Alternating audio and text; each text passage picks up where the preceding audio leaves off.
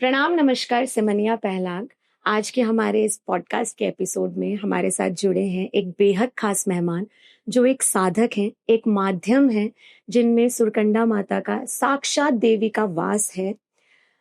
माँ सिर्फ एक शब्द नहीं है, माँ एक ऐसी शक्ति है जो हम सब के भीतर हर रूप में बसती है। ये कोई साधारण बात नहीं है, ये पहाड़ की उस गहरी लोक परंपरा का हिस्सा है, जहाँ आस्था केवल पूजा नहीं है, एक जीवंत अनुभव है। तो आज उसी अनुभव को, उसी ऊर्जा को हम अपने बेहद खास मेहमान आचार्य श्री अजय बिजलवाण जी के साथ आपके अपने चैनल के माध्यम से आपके साथ बांटेंगे। तो चलिए सुरकंडा माता का नाम लेकर इस संवाद की शुरुआत करते हैं। जय सुरकंडा। कैसे हैं आचार्य जी आप? मैं बिल्कुल ठीक हूँ। आप कैसे हैं? मैं भी बहुत बढ़िया। तो शुरू करते हैं। सबसे पहले आप हमारी माँ सुरकंडा के बारे में, जिसको हम शायद सिरखंड के रूप से जानते हैं, अपने मुखारविंद से थोड़ा सा उनका वर्णन कर दीजिए। देखिए, चाहे इस ब्रह्मांड में हो, चाहे इस ब्रह्मांड के ऊपर उपस्थित हो, तो सबसे पहले श्री कंठ जो है, जो कंठ की पूजा है, जो शब्द है, क्योंकि अभी वैज्ञानिकों ने भी ये पता किया कि इस पृथ्वी लोक के बाहर भी एक ओंकार नाम का शब्द गुंजयमान है। तो हम उस भगवती सुरकंडा श्री कंठ की पूजा करते हैं, जो इस ब्रह्मांड के उस पार भी उस शक्ति को भी शक्ति प्रदत्त कर रहा है, जो ओंकार नाम की गर्जना कर रहा है। तो हम उस शक्ति, वो सुरकंडा भगवती है, एक माध्यम से जो सर का अंश, वो सुरकंडा भगवती है। ऐसा नहीं कि इसको और शरीर नहीं मान सकते, ये पूर्ण शरीर है, लेकिन इस जो मति है, जो जिह्वा है, जो बोलने का माध्यम है, जो मति है, वो सुरकंडा कहलाती है। और भगवती सुरकंडा के विषय में तो कौन ही उनकी महिमा गा सकता है, लेकिन जो है बस भगवती सुरकंडा है। शक्ति है, और शक्ति के आधार पर मनुष्य है, शक्ति के आधार पर वृक्ष है, शक्ति के आधार पर वायु है, शक्ति के आधार पर शिव जी हैं, शक्ति के आधार पर विष्णु जी हैं, और शक्ति के आधार पर ब्रह्मा जी हैं। अगर ये सुरकंडा नहीं, अगर ये शक्ति नहीं, तो कोई कुछ भी नहीं। जी जी बिल्कुल। जैसे आप में मैं देखती हूँ, आपको बहुत देखा है मैंने, और हम क्योंकि उत्तराखंड से हैं तो हम इस चीज़ से बहुत ज़्यादा रिलेट कर पाते हैं, ताल्लुक़ रख पाते हैं। लेकिन जो बाहर के लोग हैं, उनको थोड़ा बताइए कि जैसे आप में माँ अवतरित होती हैं, उनकी शक्ति अवतरित होती है, तो मैंने ऐसा सुना है कि जब शुरू में, जैसे आप उम्र में काफ़ी कम हैं, कर्मों में बहुत ऊँचे बट उम्र में काफ़ी कम हैं, तो जैसे आप पे होती है तो शरीर में किस तरीके का कष्ट होता है? देखो, सर्वप्रथम बीच-बीच में मैं गढ़वाली, मेरे को गढ़वाली की आदत है, तो मैं गढ़वाली को ही वो करता हूँ। हाँ जी। तो ऐसा है कि भगवती ये उत्तराखंड है। यहाँ आज से नहीं, जब से यहाँ उत्तराखंड में मनुष्य आया होगा, शायद उससे पूर्व भी उत्तराखंड में पहले तो देवताओं का वास था, पूर्ण देवताओं का वास था। आप कहीं भी चले जाओ, जितने भी शास्त्र पढ़ लो, सब जगह एक ही मिलेगा कि भगवान दक्षिणायन में लीला रचकर उत्तर की ओर प्रस्थान करे। पांडव दक्षिणायन की ओर लीला कर कर वो उत्तर की ओर प्रस्थान करे। तो वो कहाँ है? वो उत्तराखंड में। और ये वास्तविकता है। और यहाँ पर जो है, किसी देव मानुष पर देवता का अवतरण हो जाना, या फिर एक प्रकार से बोल सकता कि देवता को ओण, यो स्वाभाविक बात है, ये आम बात है। यहाँ एक जब थोलो लग दो, मंडाण लग दो, जागर लग दो, तो उसमें क्या है कि किसी पे भी आपको पता नहीं चलेगा कि 4 वर्ष के बच्चे पे अगर कृपा हो गई तो वो मंडाण खगने नाचना शुरू कर दो। तो वो तो यहाँ एक प्रकार से ऐसे समझिए कि भगवान का प्रसाद है, जो किसी भी बच्चे को, अब इसको 2 तरीके से ले सकते हैं। एक तरीके से कि एक जो अध्ययन किए हुए हैं उनके अनुसार कि भगवान कैसे किसी के शरीर पर अवतरण, ये उनकी कृपा है। ये कृपा है, ये अंश मात्र है। जो कृपा भगवान ने द्रौपदी पे करी थी, कब? जब चीर हरण हो रहा था बिना उपस्थित हुए, भगवान तो अपने कार्य में संलग्न थे, लेकिन क्या द्रौपदी ने जब भगवान का स्मरण किया तो भगवान ने जो है वहां पर उनकी रक्षा करने के लिए वहां पर प्रस्तुत हो गए। तो उत्तराखंड में यही है कि भगवान का वो अंश मात्र जब कह पशुआ पर पढ़ दो, कह अवतारी पर पढ़ दो, किसी पे भी पड़ता है तो उसके बाद उस पर कृपा प्राप्त हो जाती है। और वो कृपा प्राप्त होने के बाद जो है वह तो बोलता है कि पशुआ वेगी, अवतारी वेगी, भगवान की कृपा ये पर वेगी। तो वो उत्तराखंड में इस प्रकार से प्रथा है इसकी।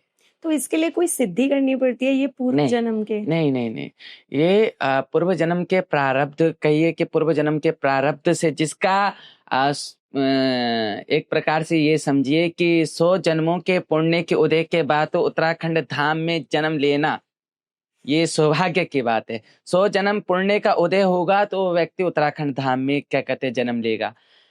पहले तो भारतवर्ष में जन्म लेगा, और भारतवर्ष में भी उत्तराखंड धाम जहां जागृति भगवान की है, ऐसे उत्तराखंड धाम में 100 वर्ष जन्म उदय होने के बाद ही होता है। फिर देवता का आना, पूर्व जन्म की गई साधना। आज मैं ते कोई बोलूं या फिर कह और ते कोई बोलूं कि छोटा बच्चा पर कन करना देवता होने लगे, क्यों कैसे कैसे उस बच्चे पे देवता होने, क्योंकि मेरी भी बाल्यावस्था ही थी जब क्या कहते हैं ये भगवती आए थे। उम्र थी आपकी? देखा बोल रहे थे ना, देखो उस समय तो मुझे भी स्मरण नहीं है, मुझे जहां जहां तक स्मरण है 7 8 तक तो मुझे स्मरण है कि एक थे मंदिर में आ रखे, वो मुझे अभी तक स्मरण है। लेकिन उससे पूर्व का मुझे स्मरण नहीं। तो क्या कहते हैं इन्होंने मुझे बोला था कि एक शादी के दौरान से कुछ घटना हुई थी जिसके कारण से इन्होंने मुझे बाहर जाना बाधित कर दिया था। फिर उसके बाद क्या कहते हैं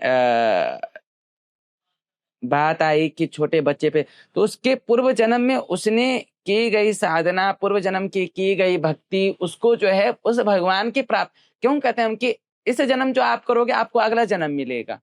इसीलिए अगर आप भगवान के सानिध्य में हो तो भगवान की प्राप्ति आपको होगी। कैसे होगी? इसी प्रकार से तो होगी, भगवान आपको अपने पास रखेगा और भगवान आपके पास रहेगा। देखो हम जब भक्ति करते हैं, किसी की अचल भक्ति होती है, किसी की भक्ति में प्रेम होता है, किसी की भक्ति में वात्सल्य भाव होता है, किसी की भक्ति में रोदन होता है, किसी की भक्ति में जो है निष्ठा होती है, तो वो जो भक्ति का भाव है ना, वो भक्ति का भाव तय करता है कि मार्ग कहाँ चलना है, मार्ग कहाँ चलना है। अगर आप क्या कहते हैं उच्च कोटि के साधक हैं और आपको जो है भगवान की प्राप्ति चाहिए कि भगवान क्या कहते हैं मुझे अगला जन्म मिले तो तेरे संग मिले, तू मुझे दर्शन देते रहे और मैं तेरे दर्शन का प्यासा बना रहा हूँ, तो वो क्या वह पर देवता अवतरण शुरू हो जालो। अगर वो कहेगा भगवान मैं तेरी अचल भक्ति करता रहूं तो वो महात्मा बन जाएगा। और किसी को ऐसे भगवान मैं तेरा गुणगान करता रहूं, अगले इस जन्म तो नहीं कर सका लेकिन अगले जन्म तेरे उसमें गुणगान, तो वो वक्ता बन जाएगा। ये पूर्व जन्मों का प्रारब्ध है। जो जैसी भक्ति, जैसी निष्ठा, जैसा प्रारब्ध करता है उसको परमात्मा की वैसी प्राप्ति होती है।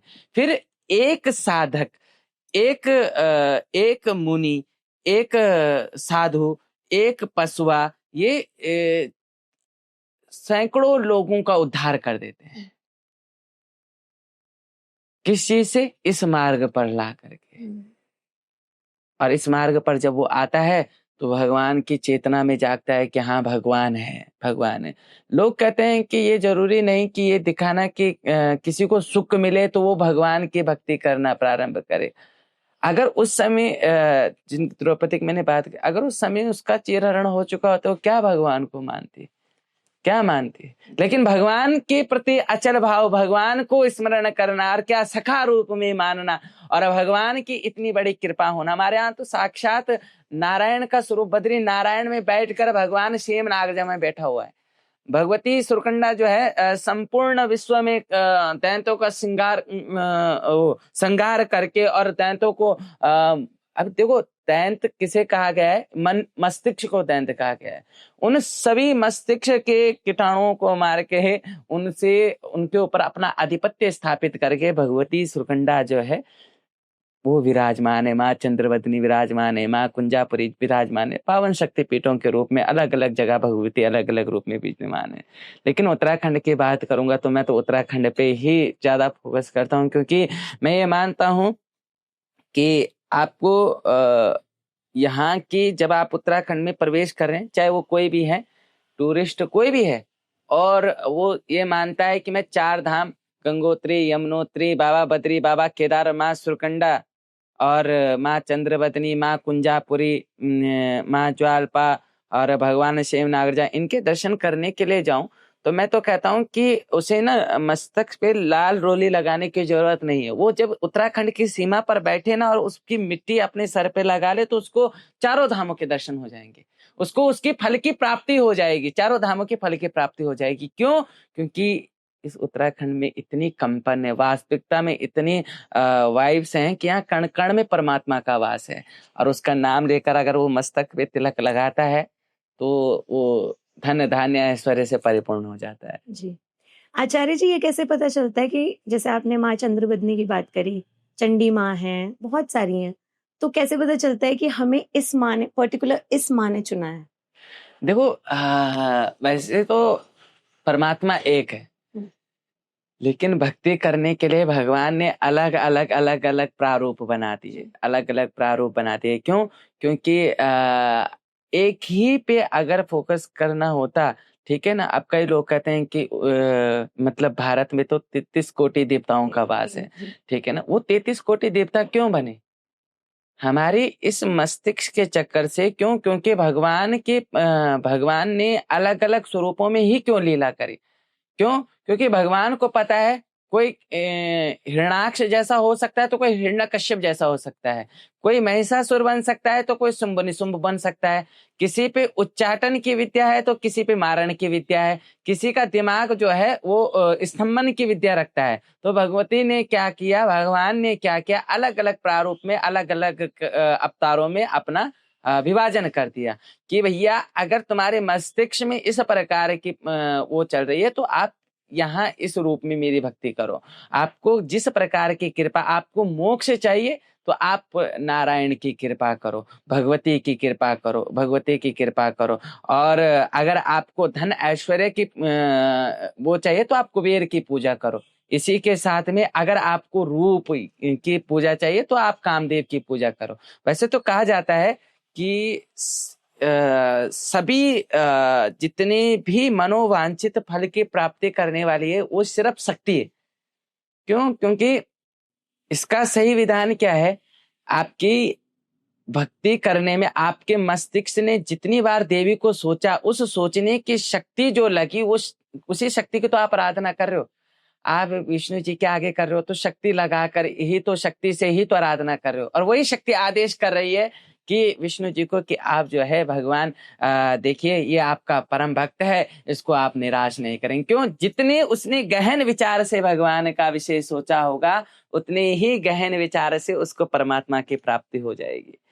तो शक्ति तो सबसे बड़ा आधार है। इसलिए भगवान ने अपना अलग अलग विभाजन किया, अलग अलग मस्तिष्क के स्वरूप में, अलग अलग सोच के स्वरूप में कि कोई वैराग्य की प्राप्ति करना चाहता है। हमारे इसमें कहते हैं मुंडे मुंडे मतिर्भिन्नः, कि जो है ये मति है ना, ये भिन्न भिन्न है, इसकी सोच भिन्न भिन्न है। यहाँ आप जो है किसी को भी उपदेश करके उसका स्वभाव नहीं बदल सकते। ये बात रियलिटी है। क्योंकि हम उपदेश क्या कहते हैं, अर्कइयों का बदल भी जाता है, जिनके प्रारब्ध अच्छे। कोई भक्ति, अगर किसी की भक्ति प्रेमानंद जी के आचरण में लग गई तो महाराज वो बदल जाएगा पूरी तरह, वो समझ जाएगा। क्यों? क्योंकि उसने राधा जी का पैर पकड़ लिए, तो वो क्या, वो वैराग की ओर प्रस्थान कर देगा। और किसी का स्वभाव ही ऐसा होता है कि उसको उपदेश देकर भी हम बदल नहीं सकते। हमारे उसमें कहते हैं कि स्वभावो नोपदेशेन शक्यते क्रतुर मन्यते, कि अगर आप किसी को भी मतलब शक्ति, उस स्वभाव जिसका जैसा होगा ना, उसको कितना भी उपदेश दे दो तो क्रतुर मन्यथा, कि उसको कैसे भी बदला नहीं जा सकता, वो वैसे का वैसा रहता है। बदलने की बात पे मैं अपना एग्जाम्पल देती हूँ। पहले मैं सत्संग में बैठती थी, मुझे नींद आती थी। हाँ। अब मेरा इतना मन लगता है कि जब भी मुझे मौका लगता है, मेरे को लगता है कि जाना चाहिए। मुझे लगता है वो एक उम्र के बाद भी होता है और एक भगवान की कृपा भी होती है। हाँ, जब हो जाए। हाँ, ये गुरु की कृपा है, गुरु की कृपा है। और ये गुरु की कृपा है। तो मैं कह रहा हूँ ना कि आपने पहले विचार किया होगा, पहले आपका विचार आया हो कि यार ये सब कैसे है, क्या बैठे, क्या अभी तो जीने की, लाइफ जीने की है। फिर क्या होता है कि एक बार सुन के देखते हैं, क्या आपके जीवन में कुछ ऐसी घटनाएं भी होंगी, आपको लगा होगा बेकार है किसी पे भरोसा करना, ठीक है ना। और यहाँ पर तो जो है मनुष्य कैसा है कि जैसे एक खोलता हुआ पानी, जो क्या कुछ समय तक तो ऐसा बना रहेगा कि बस फिर बाद में कैसा हो जाता है, वो अपना स्वरूप दिखा देता है, अपने ठंडक में आ ही जाता है। बस वही हुआ है ना। वही हुआ। तो वो मनुष्य को क्या करता है, वो लेके आ जाता है, नहीं ये बेकार की बातें हैं, और जाओ गुरु के पास। वो जो कह रहे थे वही चीज हमारे साथ घटित हुई, तो हम क्या उनकी शरणागति में फिर हम सुनना प्रारंभ कर देते हैं, सुनते सुनते सुनते सुनते सुनते, तो आपका ध्यान जाएगा कि वो आपके रक्त में प्रवाह होना शुरू हो जाएगा, और वो आपकी मति को लेके आ जाएगा। अगर उनका हमने उनका उदाहरण दिया कि चलता हुआ जल, खोलता हुआ जल शीत हो जाता है, तो हमारा मन भी तो ऐसा ही है कि हमने उनको देखा और हमारा मन क्या, छोड़ यार क्या है, तो हम भी क्या हो गए, शीत हो गए। तो इसलिए जो है स्वभाव को बदल नहीं सकते, हमारे संस्कारों को बदल नहीं सकते, लेकिन गुरु एक ऐसी श्रेणी है जो अच्छे अच्छे को बदल सकता है। पर वो कब होता है, जब गुरु की बोलने की शैली से वो शक्ति हमारे अंदर प्रवाह करती है। बिल्कुल बिल्कुल 100%। हाँ, तो ये है। दयानंद जी महाराज को लोग इसीलिए पसंद करते हैं क्योंकि जो वो बोलते हैं वो लोगों तक पहुंचता है, और वास्तविकता है उनके उसमें, वास्तविकता। लेकिन समझे ना कोई, मैं तो कहता हूँ कि भूत प्रेतों से डरना आप उतना डर नहीं है। क्यों? क्योंकि भूत प्रेतों को भी अब मनुष्य से डर है। अब उतनी उपस्थिति नहीं है, होगी क्यों नहीं है, बहुत है, लेकिन आज के डेट में वो दिखने को नहीं मिलता जो पूर्व में दिखने को मिलता था। क्यों? क्योंकि आज के भूत प्रेतों को मनुष्य से डर लगता है। भैया ये तो कहीं किसी को काट के फेंक देगा, इसका भरोसा नहीं है, इससे पहले इसके अंदर प्रवास होने से अच्छा है कि भैया किसी दूसरी जगह को ध्यान कर लिया जाए, भगवान का ध्यान कर लिया जाए, मोक्ष मिल जाएगा। ये तो कटेगा मरेगा, और साथ में ये हमें भी क्या कहते हैं, इस शरीर को, जिस शरीर में प्रवेश किया है उस शरीर को भी छुड़ाएगा, इससे बढ़िया कहीं भागना सही है। ये हो गया आज की जनरेशन। क्योंकि मैं उत्तराखंड से हूँ तो मैंने मंडाण देखे हुए हैं, और मैं अपने दर्शकों को बता दूं जिनको मंडाण नहीं पता, इसमें हमारे यहाँ के वाद्य यंत्र बजाए जाते हैं। हाँ। और देवी का आवाहन होता है, गांव के लोग इकट्ठे होते हैं, अपनी कुल देवी जो भी होती है उनका आवाहन होता है, उनको बुलाया जाता है, फिर वो इंसान शरीर में, मनुष्य शरीर में अवतरित होती है। तो जब मैं मंडाण में देखती हूँ, जैसे आपकी एनर्जी बहुत एक पुरुष के शरीर में ऐसी है कि बहुत तराश के बनाया हुआ है, जैसे लड़की को बनाता है ना भगवान, बड़ी बड़ी आंखें, तीखी नाक, इस तरीके से। तो जब आप पे देवी आती है ना, तो वो आंखों को बहुत अच्छा लगता है कि इस शरीर में प्रवेश किया। तो जब मैं मंडाण में देखती हूँ तो बड़े जो वैसे होते एकदम दाढ़ी मूंछों वाले, और उनमें जब देवी आती है तो मुझे ऐसा लगता है कि एक नर और नारायण का जो एक मिक्स होता है कि नर शरीर में नारायण जैसे रूहानी शक्तियां यहाँ आ रही है। तो बड़ा उस समय लगता है कि यार इन पे तो देवता आना चाहिए, इन पे देवी क्यों आ रही है। तो ऐसा क्यों होता है कि वो नर शरीर में भी, मतलब देवी कोई भेदभाव नहीं कर रही है, महिला पे भी वैसे ही और पुरुष पे भी। तो इसके पीछे क्या वो है, मैं वो समझना चाहती हूँ। देखो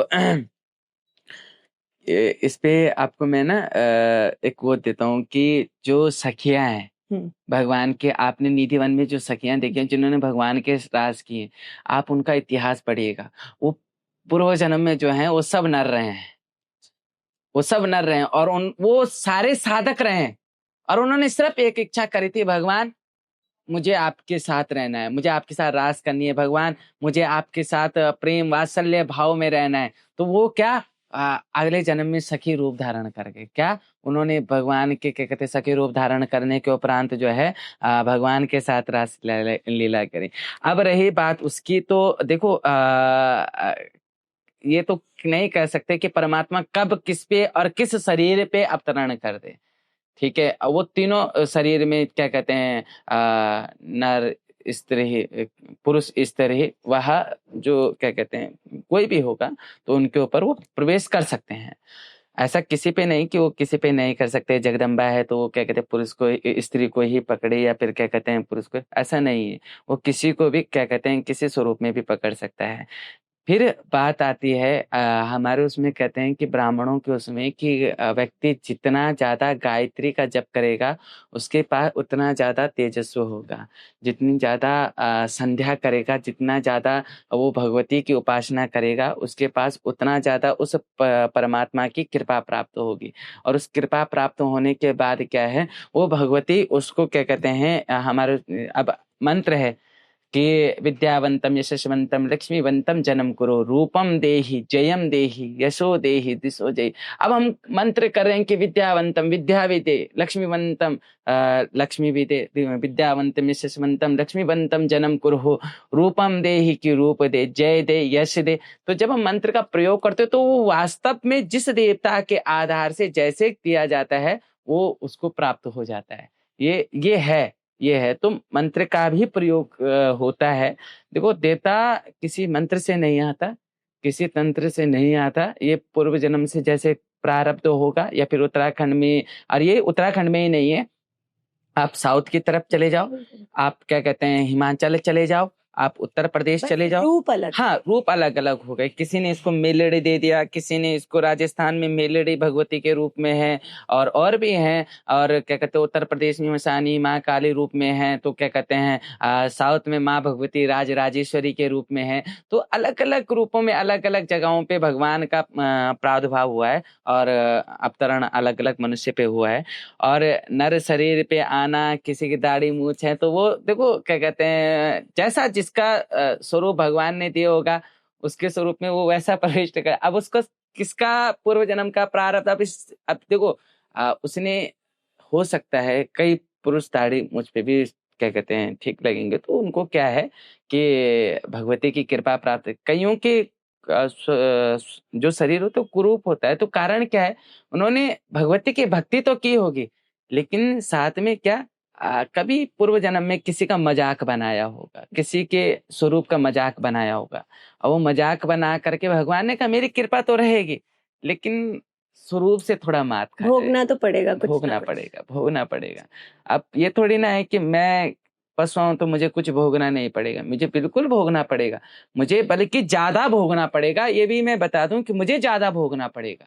हो सकता है कि हमारे गढ़वाल में एक परंपरा है, लोग कहते हैं ना कि आज की डेट में कि देवता और बहुत क्या कहते हैं वच कि ये देवता है कि तेरे को उद्धार होगी। नहीं, हमारे उसमें कहता है कि बाकी कभी साधारण मृत्यु नहीं मरता। ये बात रियलिटी बहुत बड़ी बात। हाँ, ये है, साधारण मृत्यु नहीं मरता, उसको बहुत भोगना पड़ता है, और बहुत ज्यादा भोगना पड़ता है, इतना दर्द में रहना पड़ता है, इतना भोगना पड़ता है जिसकी कोई सीमांत नहीं। और ये चीज जानते हुए भी, क्यों? क्योंकि हम छोड़ सकते हैं उसको, वो हमें नहीं छोड़ेगा, वो हमें नहीं छोड़े। क्यों? हमने उसे मांगा था, उसने नहीं मांगा, हमें मांगा होगा, क्योंकि परमात्मा को भी इंसान चाहिए, भक्ति करने के लिए इंसान चाहिए। और ऐसा भी है कि जरूर नहीं कि इंसान ही चाहिए, वो किसी हाथी के रूप में, किसी मकड़ी के रूप में बैठकर उसे, लेकिन जब इंसान को मुंह दे रखा है, सोचने की क्षमता दे रखी है, तो वो इंसान का प्रयोग करता है कि आप भक्ति करो, आपको भक्ति के उद्देश्य से भेजा है। अब सबसे बड़ी बात यह है कि लोग कहते हैं कि पशुअच्छ अब त्यों पर तो देवता होने लग्यूं, तो देवता ये हमारे गढ़वा में ये बाबा कन भागन तेरा के क्या कहते हैं। लेकिन मैंने अब तक जितने पशुआ सुने, जितने बाकी सुने, जो वास्तविकता में रहे ना, जिनके अंदर पावर रही है, वो कभी ऐसे मृत्यु नहीं गए। बहुत तो हमारे दर्शकों को आप पशुआ बताओगे? पशुआ जैसे जिसपे देवता आता है वो पशुआ हो जाता है, वो भगवान का पशु है एक प्रकार से, इसलिए उसको पशुआ कहा उनके इशारों पे वो, हाँ, जिस तरीके से वो नचाना चाह रहे हैं। बस मैंने बोले लिख के भैया तो एक जगह बैठू रहा तो बैठू रहा, मैंने बोले लिख के तू क्या कहते तखनन उठी ना तो उठना। वो अगर उसने कह दिया कि बैठा रहना है तो बैठा रहना है। क्यों? क्योंकि अगर आप उठ गए तो बस उसके आप मतलब प्रकोप के भागी बन जाओगे। फिर उसका यह है कि मैंने थोड़ा ना कहा था कि मेरी भक्ति कर, मेरी भक्ति में तू इतना गहन हो जा कि तुम मुझे मांग ले। अब जब मुझे मांगा है तो फिर मुझे सहन करने की शक्ति भी चाहिए। तो जिसके पास भगवान होता है उसको सबसे ज्यादा यातनाएं झेलनी पड़ती है, वास्तविकता है। लेकिन इससे भक्ति दूर नहीं की जा सकती, उसको स्वीकार करना चाहिए। क्यों? क्योंकि जब वो यातनाएं झेलता है ना, तो उसको इस जन्म को छोड़ के जब उस लोक की प्राप्ति होती है तो उसमें उसको यातनाएं प्राप्त नहीं होती है, उसमें सिर्फ सुखद की अनुभूति होती है। जैसे गोपियों का देख लो, पिछले जन्म में भी विरह किया और जब भगवान की प्राप्ति हुई तभी विरह किया। जब भगवान वृंदावन छोड़ के मथुरा चले गए तभी विरह किया। तो ये है, भक्ति में तो बहुत पावर है। आचार्य जी, जैसे काफी लोग इन चीजों को मानते नहीं है। हम तो क्योंकि यहीं जन्मे हैं, यहीं पले बड़े हैं, तो हम तो बहुत अच्छी तरीके से इस चीज से वाकिफ हैं। पर कुछ लोग ऐसे बोलते हैं कि ये सब ढोंग है, और हमारे बागेश्वर धाम के जो वो हैं, उन्होंने बोला है कि नहीं होता ऐसा कुछ। लेकिन उन्हीं के दरबार में उन्होंने बोला इस पे तो भैरव आ रहा है। वो मैंने आपको हाँ जी। तो उन लोगों के लिए जो इस चीज को नहीं समझ पाते हैं, तो इसमें एक वो भी है कि एक तो सबकॉन्शियस माइंड की बहुत ज्यादा बात होती है। दूसरा ये होता है कि वाइब्रेशंस जो होती हैं, कि आप उस माहौल में बैठे हो। जैसे अभी मैं यहाँ देवी के दरबार में बैठी हूँ, तो मैं ऑलरेडी बहुत भावुक हूँ। उतना घर पे हम इस चीज को फील नहीं करते। जैसे मैं आपसे बात कर रही हूँ तो मेरे को मन में बहुत अलग एक फीलिंग आ रही है। तो एक तो ऐसा लगता है। फिर मैंने आप ही के मुखारविंद से ऐसा सुना था कि देवी बहुत शक्तिशाली है, वो खुद अवतरित नहीं होते, उनका एक अंश आता है, बहुत छोटा अंश। हाँ, बहुत जी। और अगर वो स्वयं आएंगी तो इंसान भस्म हो सकता है, मनुष्य रूप भस्म हो सकता है। तो मैं अपने वहां देखती हूँ कुछ लोग तो ऐसे हैं, जैसे क्योंकि मैंने अपने पिताजी को बहुत नजदीक से देखा है। मैं इसलिए नहीं बोल रही हूँ क्योंकि मेरे फादर हैं, पर मैंने उनको ये देखा है, इतना पूजा पाठ। हमारे यहाँ सात्विक भोजन बनता है। हम लोग राजपूत हैं लेकिन चोटी रखते हैं, जनेऊ पहनते हैं। हमारे यहाँ रुद्री पाठ होता है हर सावन में। नवरात्रे पूछते हैं हमारे यहाँ, लोग बाहर जाके करते हैं। हम लोगों के यहाँ 5-7 ब्राह्मण होते ही होते हैं, कुछ बिल्कुल 9 दिनों के लिए या अष्टमी तक के लिए। मैंने कुछ ऐसी औरतों को देखा है जिनको मैं पर्सनली जानती हूँ, पूरा मदिरा सेवन चल रहा है, मुर्गा फाड़ रही हैं, पब्स जा रही हैं। जैसे आपने शुरू में बताया था कि बहुत पहले से ही, जब से ऐसा हुआ तब से एक बंधन चलता है, आपको कुछ नियमों का पालन करना पड़ता है। तो मैं जब उनको देखती हूँ, मैं कहती हूँ यार कि कैसे पॉसिबल है। तो कुछ ना कुछ फेक तो होंगे ही, हाँ बिल्कुल, है ना। उनसे कैसे बचा जाए, और ऐसा लोग करते क्यों है, मुझे ये नहीं समझ आता। देखो मैंने क्या कहा, ये पूर्व जन्म का प्रारब्ध है, ये आपको आज फल मिला। लेकिन इस जन्म में क्या किया है उसको भी तो देखा जाएगा, वो अगले जन्म में देखा जाएगा। और अगले जन्म में तो इसी, वैसे तो कहते हैं कि कलयुग का फल तत्क्षण है, तत्क्षण है। अब क्या पर देवताओं वो मांस मदिरा सब चीज को सेवन से करने लगी हूँ। देखो पहले हमारे उसमें होता था कि क्या कहते हैं, ये आम बात होती थी कि क्या कहते हैं, लेकिन देखो सात्विकता रहेगी तो परमात्मा का सदावास रहेगा। और सात्विकता में ऐसा नहीं कि बलि विधान परमात्मा को नहीं है, बिल्कुल है। ऐसा कौन सा देवता है जो बलि विधान से पूजा नहीं जाता? बिल्कुल है, हर विधान में बलि का विधान है। चाहे वो सात्विक से सात्विक देवता क्यों ना हो, बलि का विधान है। लेकिन बलि में ये थोड़ी ना है कि बकरा और क्या कहते हैं ये आपका ये मुर्गा ये बलि के नहीं भैया। हमारे उसमें तो कैसे कैसे बलियां हैं, नारी के बलि है, कदली बलम कदली फलम, कदली मतलब केले के फल का, और आपका पेठा हो गया, और गिंदाड़ू, हमारे यहाँ गिंदाड़ा होता है, गिंदाड़ू वही की बलि चढ़ते है। पहले कद्दू, सफेद कद्दू, उनको सफेद कद्दू के बलि चढ़ते हैं। तो लमीण बर्थान लमीडा बलि चढ़ते हैं, लमीडा की बलि चढ़ देते हैं। तो ये भी थे बलि के विधान में, ये भी थे। लेकिन क्या कहते हैं अब क्या है कि जो पूर्व जन्म का प्रारब्ध मिला उसने उसको तो प्राप्त कर लिया, उसके ऊपर कृपा तो प्राप्त हो गई, लेकिन उस कृपा को संभाल कर नहीं रख सका। और उसके बाद एक समय ऐसा आता है कि वही कृपा उसके लिए अभिशाप बन जाती है, जब वह इस चीज का सेवन करना या फिर इस प्रकार की प्रवृत्ति करने लग जाता है। ये अभिशाप बन जाती है। एक होता है कष्ट भोगना, कि जिसके पास परमात्मा है उसको सबसे ज्यादा कष्ट होगा, वास्तव में होगा। उसको संसार में थो होगी, उसकी संसार में निंदा। और ये बात भी है कि जिसकी जितनी परमात्मा के साथ ज्यादा होगी उसकी संसार में वाह भाई भी उतनी होगी जितनी से ज्यादा उसकी निंदा होगी। और जिसकी ज्यादा निंदा है वही परमात्मा के सबसे करीब है। अगर परमात्मा के स्वरूप में किसी की निंदा है, और वास्तविकता है, मीरा को उसके घर वाले नहीं देख सके भक्ति करते हुए, लेकिन फिर भी वो परमात्मा की सबसे करीबी थी।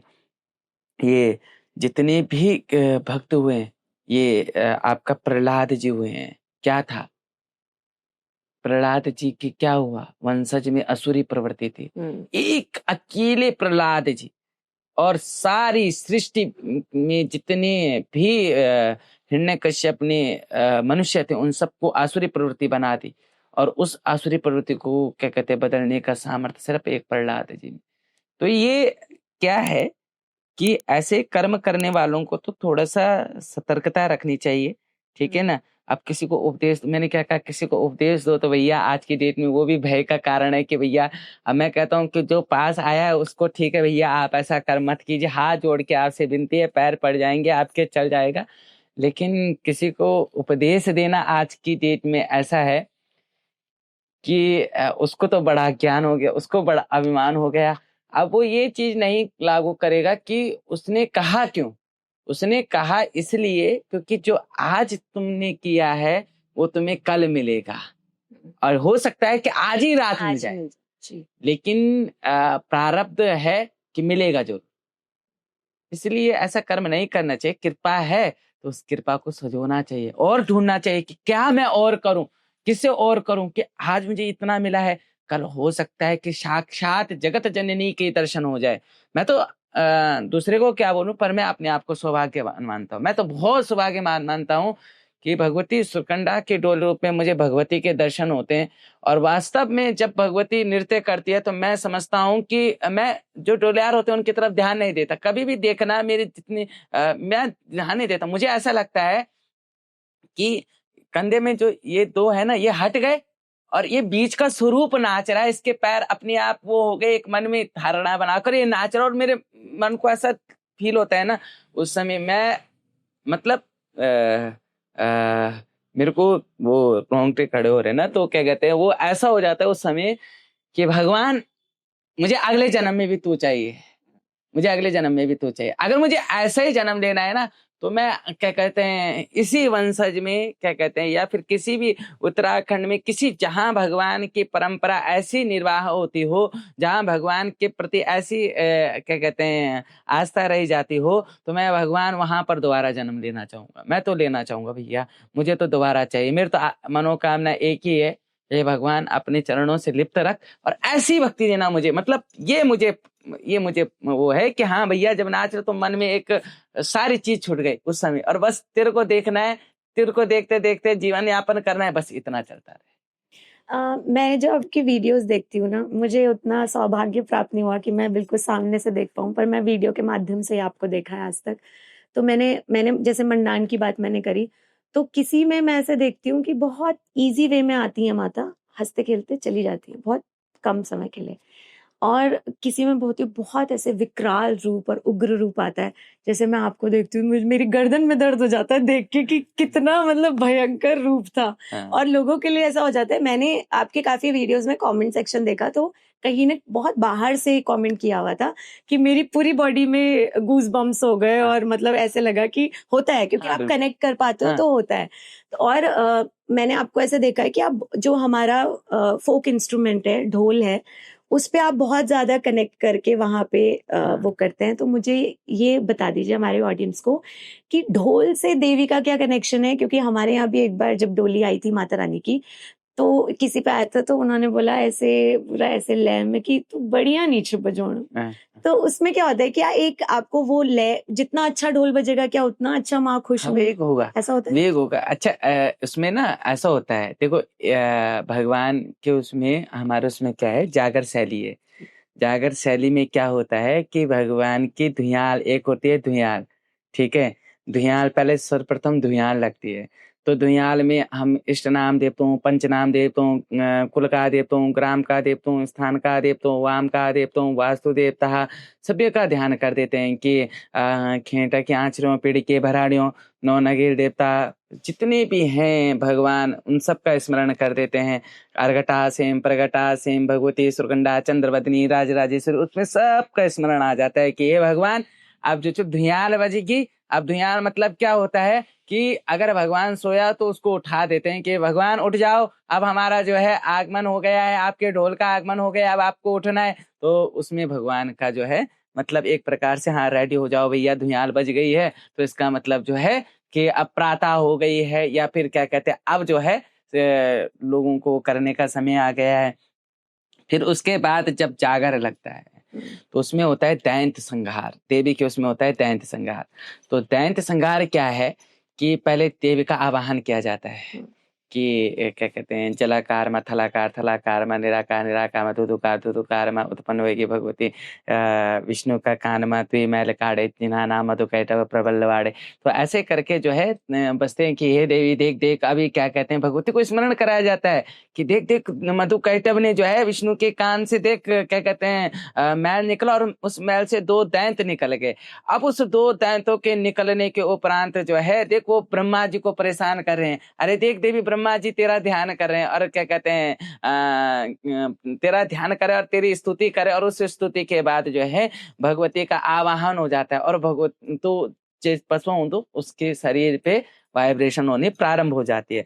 फिर उसके बाद जब आवाहन होता है, फिर उसके बाद क्या देवी का प्राकट्य भाव होता है, देवी अवतरित होती है। फिर उसके बाद जो है उसकी जो अंश मात्र होता है वो प्रकट हो जाता है। फिर प्रकट होने के बाद उसको याद कराया जाता है, अभी देख देख वो दैंत ने जो है तेरो महल बल सिंग्योन मुंडाए और खोटियोन खुंडियाए। तो देख भगवती कि अब उसने तेरा महल पे जो है तेरी जो महल है वो कैसी है बल कि सोना के पठाली छ हैं, चांदी का द्वार छन, ठीक है, और रंगला पिंगला जो छन भगवती का ध्वजा छन। तो उसको भगवती को स्मरण कराया जाता है कि अब तेरे महल पे, तेरे घर पे आक्रमण हो रहा है, उठ जा। तो क्या कहते हैं, तो भगवती जो है उसको उठाते तब बोलते हैं कि छोड़ के काल वह जा विकराल, तब भगवती विकराल हो जाती है। फिर उसको कहा जाता है कि देख माता तुमने 1600 दैंतों की ढिसणी लगाई, तुमने माता 1600 दैंतों ते जो छ रक्त अपना उदर में समाये। तो भगवती को फिर उसको स्मरण कराया जाता है। फिर भगवती का वेग बढ़ता है, फिर भगवती का वेग बढ़ता है। फिर कुछ साधनाओं पे भी असर होता है, मंत्र का भी प्रयोग होता है कि आप जिस प्रकार से प्यास लगी है, ठीक है ना, प्यास लगी है, एक हो गया क्या कहते हैं, आपने सिर्फ इतना पानी पिया कि आपके उदर को शांति हो जाए। ये क्या है कि आपके उदर की शांति देने के लिए क्या कहते हैं थोड़ा सा पानी मिल गया। वो क्या है कि वो एक आम वो है, लेकिन आपको मिली और आपने उस चीज को और साधना किया कि आपने और जल ढूंढने की कोशिश करी। आपने कहा इतने में हो गए, अब जब होगा तब देखा जाएगा, लेकिन इतने पे हो गया तो उससे क्या है उतना ही जल आपके उदर में समाहित होगा। लेकिन वो जल घटेगा, वो जल घटेगा, धीरे धीरे घटता है, ठीक है ना। जल पेट में उदर में रहता है ना, वैसे ही क्या कहते हैं जो प्रारब्ध से मिली हुई कृपा होती है वो भी घटती है। एक बार प्रकट होने के बाद वो घट जाती है, वास्तव में घटती है।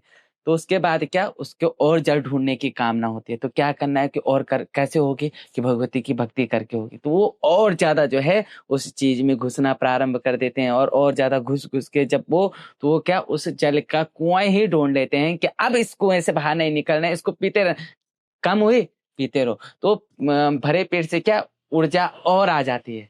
अब उधर में ऊर्जा कम हुई तो वो क्या कहते हैं धीरे धीरे धीरे धीरे कम होनी प्रारंभ हो जाती है। लेकिन उधर भरा है तो वो वेग और तेज होना शुरू हो जाता है। और वैसे भी दैंत संगार लगा हो देवी का, और दैंत संगार में भगवती का वेग वैसे ही तीव्र होता है।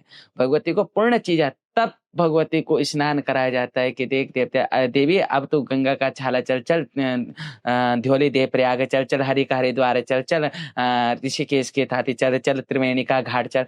तो भगवती को स्मरण कराया जाता है फिर कि भगवती अब जो है आपने स्नान करना है। फिर भगवती को मतलब भेजा जाता है, विदा किया जाता है, चल देवी अब क्या कहते हैं इसके बाद जो है आप कैलाश को पैतासार हो जाओ। पैतासार होने के बाद जो है अब देवी आप जो है शिव का कैलाशों को जाओ। कैलाशों को जाने के बाद तब देवी का शांत स्वरूप प्रकट होता है, और फिर वो अपने भाव को चले जाते हैं। फिर वो उसी रूप में विद्यमान हो जाते हैं, मूर्ति में डोली में हर जगह जहां जहां उसका रूप है वो वहीं विद्यमान हो जाता है। बहुत खूबसूरत, सुंदर है। मैं आचार्य जी नजर की अगर बात करूं तो मैं खुद पे ऐसे देखती हूँ, जैसे नजर कहते हैं कि नजर, कोई कहते हैं कुछ नहीं होती, कोई कहते हैं रियल होती है। हाँ। तो नजर क्या सच में होती है, और अगर होती है तो उससे कैसे बचा जाए? तो सर्वप्रथम कि जो कहते हैं कि कुछ नहीं होता, नजर कुछ नहीं होता, भूत कुछ नहीं होता, प्रेत कुछ नहीं होता। अच्छा भूत नहीं होता तो गोष्ठ शब्द किससे बना है? क्यों बनाया आपने गोष्ठ शब्द? भूत क्यों बनाया? अब जो ज्यादा अध्ययन कर लेते हैं, शास्त्र का ज्यादा अध्ययन कर लेते हैं, हाँ वो भी है, तो वो कहते हैं कि अरे भैया ये कुछ नहीं होता। तो भैया शास्त्र में तो कई जगह लिखा हुआ है, दुर्गा सप्तशती में मैं आपको दिखा दूंगा कि उसमें लिखा हुआ है कि महाविद्या से लेकर अन्य अन्य शास्त्र हैं जिसमें भूत प्रेतों का उल्लेख है। श्रीमद् भागवत में जो है गोकर्ण का उल्लेख है। मैंने पहले भी कहा है कि उल्लेख है, होता है, ये सब चीजें होती हैं। आपके मानने न मानने से क्या कहते हैं किसी प्रकार से स्टैंप लगी हुई चीज को ठुकरा नहीं सकते। अब आप मानो न मानो क्या जाता है, ठीक है। अब वो तो स्टैंप लग के आ रखा है, तो आ रखा है, ऊपर में ऊपर वाले ने स्टैंप लगा रखा है कि भैया है तो है, ठीक है। भूत भी है, प्रेत भी है, बेताल भी है, नजर भी है, हाय भी है, टोक भी है, सब कुछ है।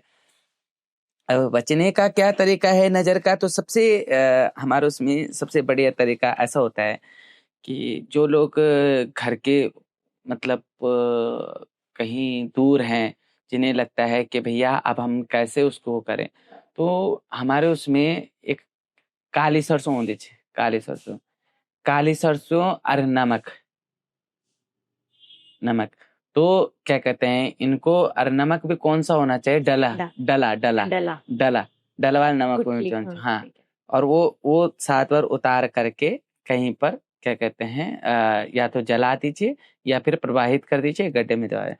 एक सबसे बड़ी चीज नजर उतारने की क्या होती है कि आपने नजर सबसे पॉजिटिव वाइब्स होती है जल में, अन्न में, इनमें ज्यादा पॉजिटिव वाइब्स होती है।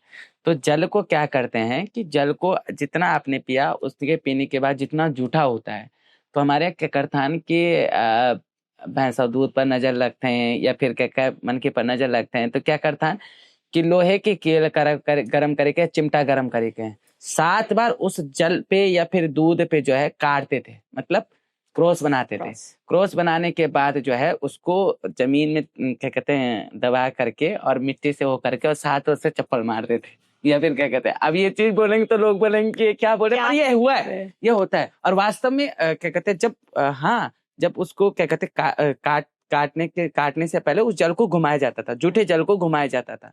बच्चे पे भी नजर लगती है तो इससे बहुत राहत मिलती है कि बच्चे का दूध में जल्दी नजर लगती, तो उसके लिए वही किया जाता था। हाँ, और ये आज पचन ठीक दूध पीनी, ये आज कम क्ले पीनी बोलो। और तो उसमें क्या करते थे कि जूठे दूध को उसके ऊपर से घुमाकर उसमें 7 बार काट करके उसे जमीन में दबाकर मिट्टी दबाकर 7 बार माथा, तो वो भी एक क्या कहते हैं विधान है। नहीं तो सरसों तेल में रुई लगे के और उसको क्या कहते हैं उसके ऊपर से घुमाकर और उसके सामने क्या कहते हैं जला करके और फिर नाम लिया जाता है कि क्या कुछ जय कुछ, तो उस पे क्या कहते हैं और फिर वत्ती बात चप्पल मारी जानता कि ये कुछ अलाउना, तो मुझे रट गई है, मैं कुछ भी करूंगी चप्पल से जरूर मारूंगी। हाँ, तो ये था, ये विधान था नजर उतारने का, और ये चीज होती है जी। वास्तविकता में कोई मानने न मानने से सर्टिफिकेट में हुए हस्ताक्षर पर कोई क्या कहते हैं कितना भी वो कर ले, तो हम ये नहीं मान सकते कि क्या कहते हैं नहीं है।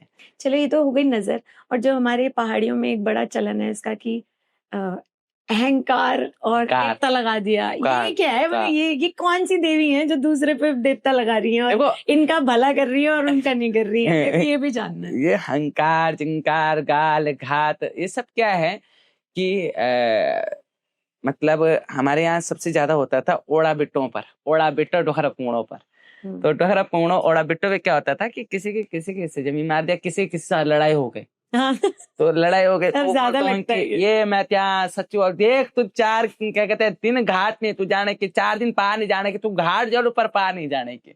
तो वो क्या होता था कि मतलब वो एक प्रकार से स्त्री की मन की व्यथा है। हमारे यहाँ कहते हैं कि जब किसी स्त्री का रोदन होता है तो संपूर्ण ब्रह्मांड हिल जाता है, वास्तव में हिलता है, क्योंकि वो शक्ति का स्वरूप ही उसी को माना गया है। क्यों? जब तक 9-10 साल का तब तक तो उसको देवी स्वरूप में पूजा जाता है, कंजिका के रूप में पूजा जाता है, बिल्कुल कंजिका। अब बड़ा होकर क्या कहते हैं उस शक्ति का कुछ ना कुछ प्रभास तो रहेगा उस पे। तो क्या होता है कि वो जो उसका हमारे उसमें कहते हैं कि गुरु गोरखनाथ जी ने 9 चेलों को अलग अलग स्थापित किया, नरसिंह के रूप में, भैरव के रूप में, गोरेल के रूप में, अलग अलग विधान के अलग अलग देवता हैं, ठीक है। अब वो देवता ने क्या किया, उनको ध्यानी मान लिया, बहन मान लिया। तो वो क्या करती हैं कि जब होता है तो रक्षाबंधन होता है तो देवता को राखी भेंट करती हैं, प्रसाद डोला जाता है तो डोले जाने से पहले प्रसाद भेंट करते हैं कि देवता सुनियाल मैं त्या अगर मैं दिक्कत आली खड़ू वैल्यो नहीं वैल्यो तो दिखा तेरे ध्यानी अगर परेशान वाले तो तू सच्चू देवता नहीं होने, कि वो पहले आने दे देते हैं कि अगर क्या कहते हैं कि तू सच्चू है तो भैया उसको भी क्या कहते हैं मजबूरन जाना पड़ता है कि मेरे ध्यानी का आंसू गिर गए।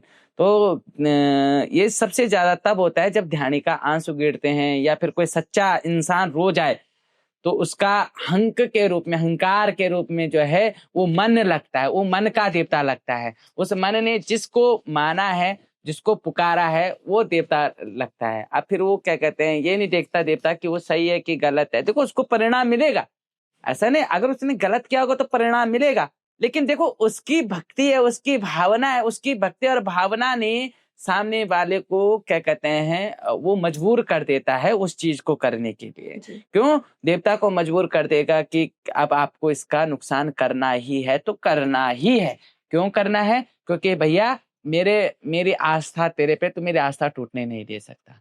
अब बस वो आस्था के चक्कर में, वो उसके चक्कर में क्या वो एक दूसरा पर लग, अगर जायज तरीके से किसी को पीड़ा पहुंची है तब चाहे ऐसे भी देखो अब कई केस में ऐसे देखने को मिला है कि गलती किसी और की होती है, लगता है और वही तो मेरे को जानना है ऐसा क्यों होता है। देखो ये कारण इसलिए है क्योंकि सामने वाले की भक्ति, मैंने क्या कहा, वो मजबूर है, देवता मजबूर होता है कि भगवान को होना ही पड़ता है। अब जितने असुर हुए ली तो शक्ति देवता से ही, मजबूर होके देना पड़ा। क्यों? भक्ति कर रहे हैं भैया, ब्रह्मा जी को क्या कहते हैं आशीर्वाद, सबसे ज्यादा आशीर्वाद ब्रह्मा जी ने ही दिया है।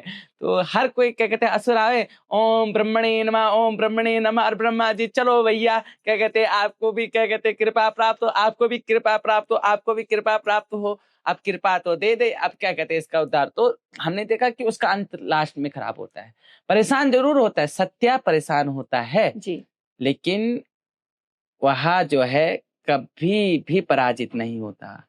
तो इसलिए सत्या को परेशान होने दीजिए, कोई दिक्कत नहीं। जब आ गया तो अब क्या कर सकते हैं, तो उसका निवारण कर सकते हैं, निवारण करके भैया हाथ जोड़कर वापस किया जा सकता है। आप जाइए महाराज, जिसके भी हैं जैसे भी हैं आप जाइए, आप दोबारा यक बॉडी के ना हो, तुम्हारा वर्ण हमारे लिए बिल्कुल भी अच्छा नहीं है।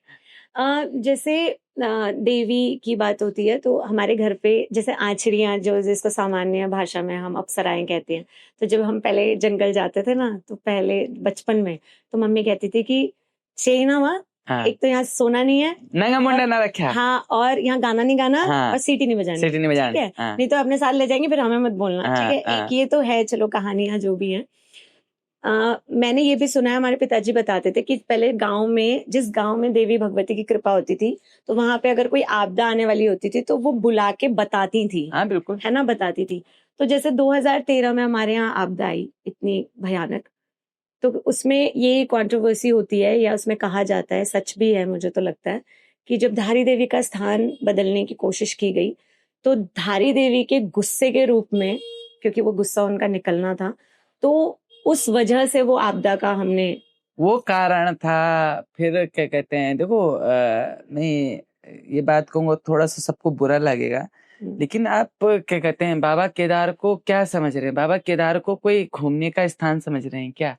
बाबा केदार कोई आपका टूरिस्ट है क्या? आज क्या कहते हैं नई शादी हो रही है, बाबा केदार को चलो आप होटल लेके रह रहे हो, आप साथ में रह रहे हो और सुबह आप दर्शन करने के लिए जा रहे हो, तो बहुत गलत है, बहुत ज्यादा गलत है, बहुत ज्यादा गलत है। अरे भैया आप जिसके पास रह रहे हो ना, वो जिस स्थान पर बैठा हुआ है वो कृपा प्राप्ति का देवता है, और वो ऐसा देवता है जिसने जो है भीम को भी चकमा दे दिया था। और वो देवता क्या कहते हैं, आप केदार बाबा को ऐसा समझ रहे हैं? हम ये मानते हैं कि द्वादश ज्योतिर्लिंग में जो क्या कहते हैं द्वादश ज्योतिर्लिंग स्थापित हैं, उन द्वादश ज्योतिर्लिंग में जो हिमालय के सबसे करीबी है वो बाबा केदार है, और बाबा और हिमालय में ही भगवान शंकर विराजते हैं, तो वो केदार में ही विराजते हैं, वो केदारेश्वर के रूप में ही है। तो ये मन की भ्रांतियों के कारण से क्या है, इंसान कुछ भी कर रहा है उसको ये नहीं लग रहा कि इसका दोष लगेगा है हमको। हम गढ़वालियों कहते पता है भैया, अरे बाबा निजान लो भैया वक्त नितर क्या कहते हैं, अब एक के चक्कर में सब डूबते हैं। ठीक है, क्यों?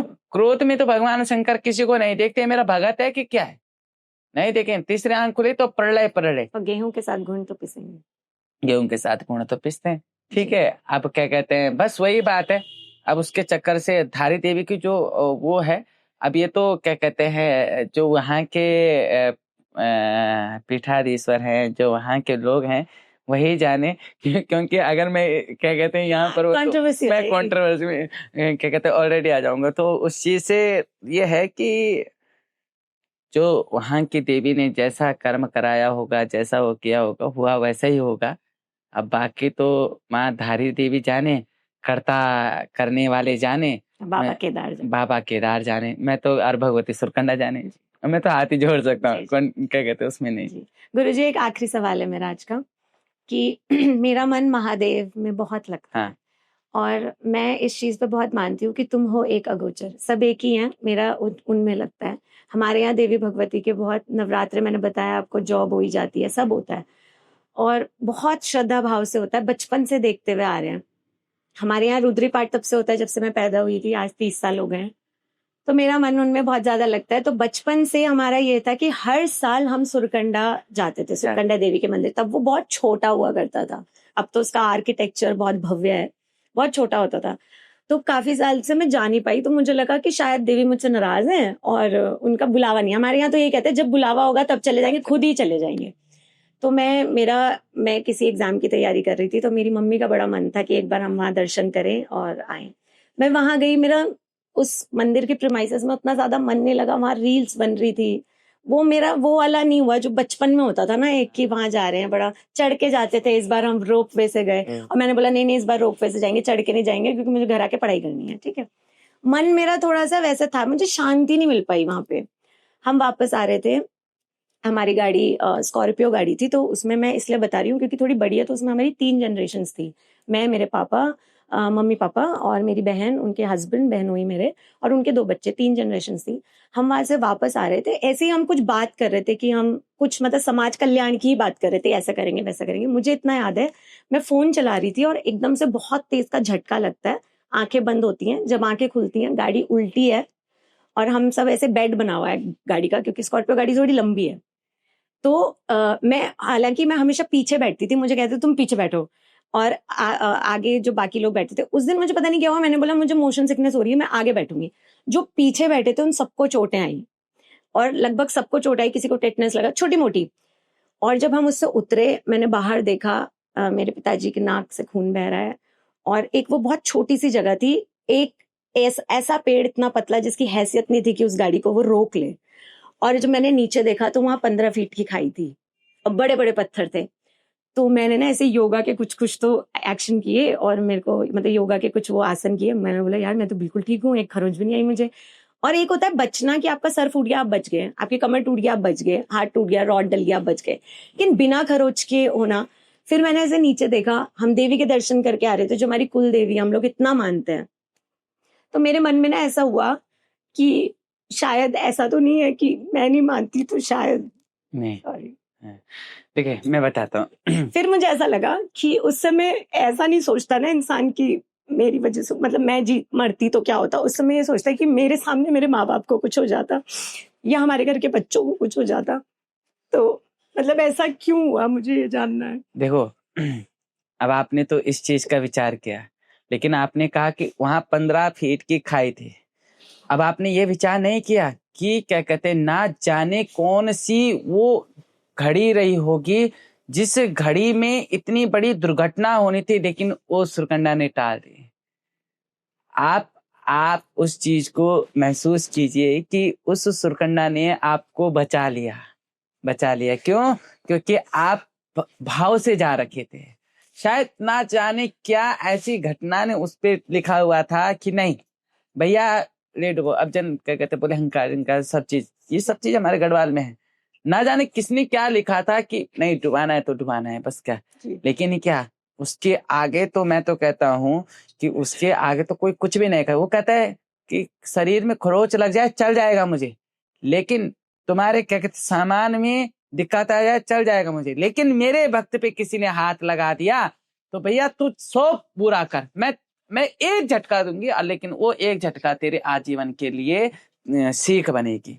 तो कभी ये महसूस, अगर पहली बात तो उसकी आशीर्वाद से आप उसके मंदिर से होके आ रहे थे, आप उसके दर्शन करके आ रहे थे, ठीक है, और आपके मन में भाव था, आपके घर वालों के मन में आस्था थी कि नहीं एक बार वहां पहले पेपर होने से पहले वहां तो कैसे नुकसान होने दे सकते थे, नहीं वो सब कुछ करती, लेकिन वो अपने भक्त पर कभी आपदा और विपदा नहीं आने देती, कभी नहीं आने देती। वो ये सबसे बड़ी आपको देखकर मेरे को थोड़ा सा हो गया, लेकिन ये सबसे बड़ी दयालु देवी है, सबसे सबसे ज्यादा दयालु देवी है।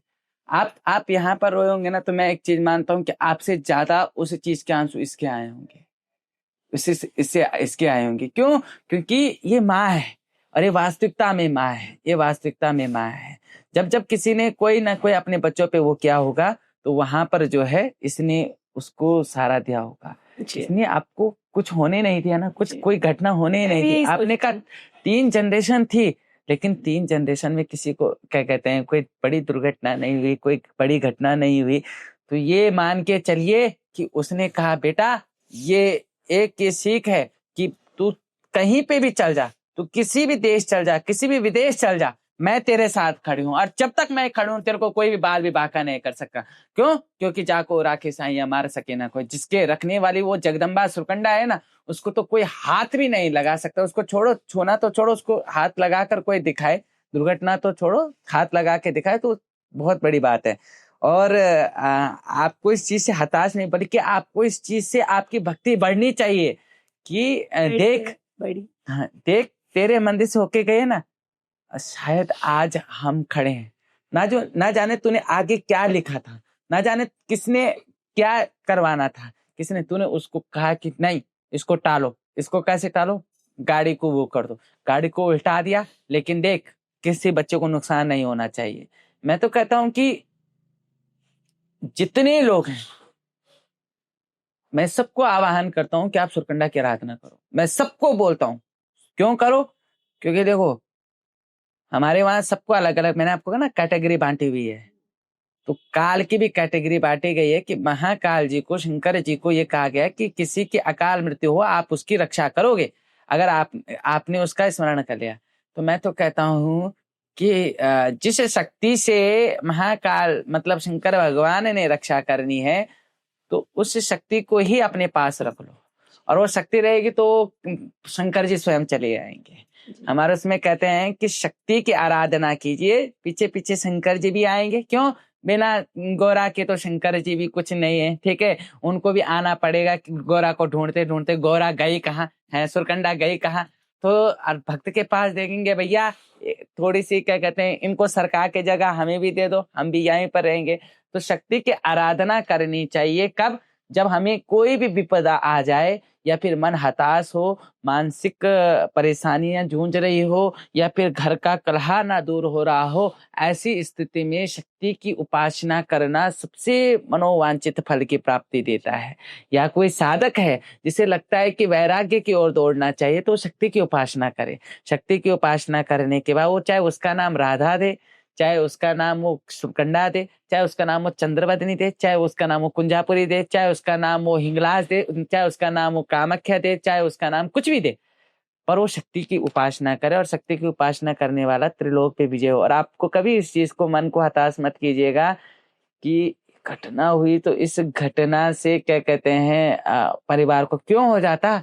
अरे आप दर्शन भी किसके करने गए थे? श्री कंठ, मैंने क्या कहा, जिनके नाम के आगे ही श्री है, और श्री से ही विष्णु है, श्री से ही ब्रह्मा है, श्री से ही नारायण है।